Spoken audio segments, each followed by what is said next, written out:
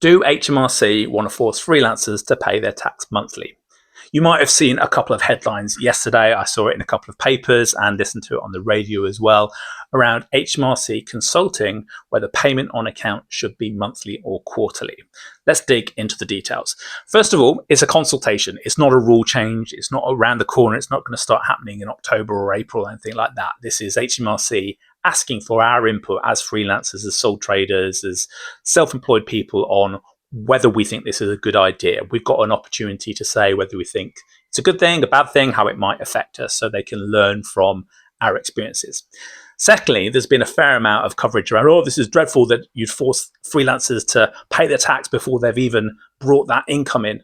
That's already how we pay. That's what payment on account is. You pay in July and January for the next year, which is based upon the previous year's income. It's an estimate, and that can lead to sometimes you paying more tax if you had a great year last year and a less good year this year. So that's already the setup. The consultation is asking whether it should be a more frequent payment, a more timely payment. And they've got two options on the table, quarterly or monthly.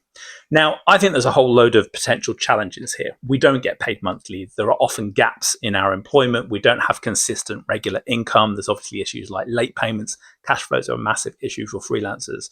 So it really is an opportunity to tell HMRC and the government what we feel about this potential change.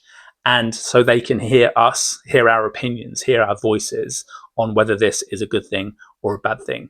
If you drop the word tax in the comments, I'll send you a link to the article where I've written a little bit more about it. It's got a link to the consultation as well. But this is really a great opportunity to tell HMRC whether you think this is a good or bad idea.